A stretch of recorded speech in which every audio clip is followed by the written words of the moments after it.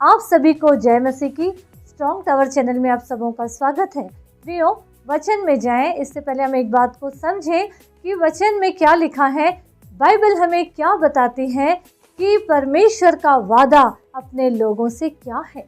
अगर हम यशायाह 43 अध्याय पहले पद से पढ़ेंगे तो वचन कहता है, हे इज़राइल मत डर, मैंने तुझे रचा है, तू मेरा ही है, मैंने तुझे नाम लेकर बुलाया है। इसका मतलब ये हुआ, इज़राइल का मतलब है प्रभु के चुने हुए लोग, जिसको संसार में से परमेश्वर ने अलग किए हैं।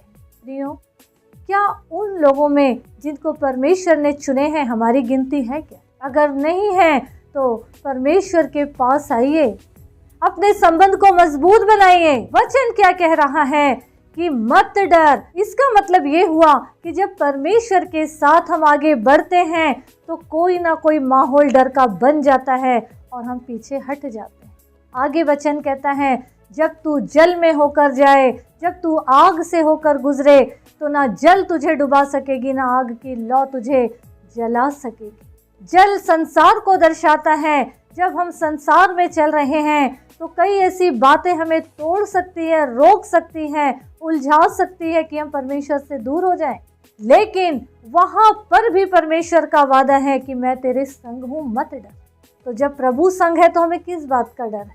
प्रियो, मनुष्य के ऊपर, रिश्तों के ऊपर, चीज़ों के ऊपर, ओहदे के ऊपर भरोसा रख के चलना हमारे जीवन के लिए नुकसानदायक हो सकता है, लेकिन खुदावंद यीशु मसीह नासरी के ऊपर, परमेश्वर पर विश्वास करके अगर हम चलेंगे तो हम कभी धोखा नहीं खाएंगे।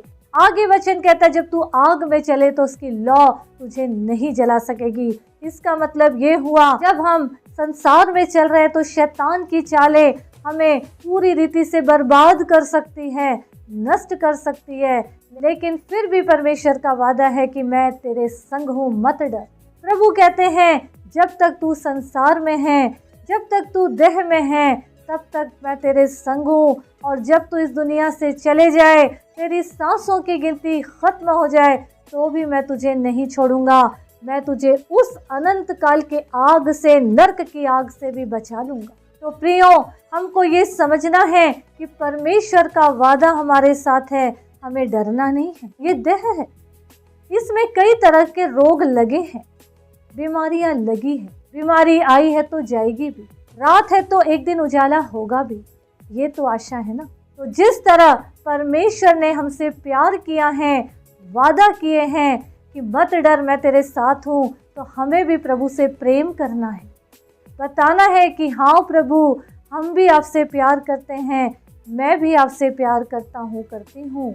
और जो प्रभु के भय में आगे बढ़ते हैं, प्रभु के साथ आगे बढ़ते हैं, परमेश्वर पे आशा लगाए हैं, विश्वास करके आगे चलते हैं, प्रियो, उनके लिए यशायाह 43 अध्याय उसका 13 पद कहता है, वचन कहता है, मैं ही परमेश्वर हूँ और भविष्य में भी मैं ही हूँ, मेरे हाथ से कोई छुड़ा ना सकेगा। जब मैं काम करना चाहूँ तब कौन मुझे रोक सकेगा?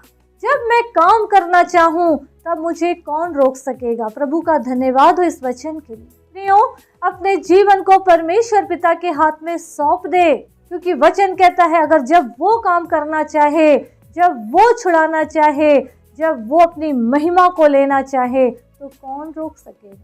कोई नहीं। लेकिन आज हम अपने दुश्मन खुद बन रहे हैं, परमेश्वर से अलग करके अपने आप को उसकी दृष्टि में गिरा रहे हैं, पवित्र आत्मा को शोकित कर रहे हैं। लेकिन प्रियो, वचन हमें आगे बढ़ने के लिए प्रेरित करता है, इसीलिए प्रभु के वचन को पढ़ें, उसके अनुसार अपने जीवन को ढालें। वचन कह रहा है, मत डर, तो मत डरो।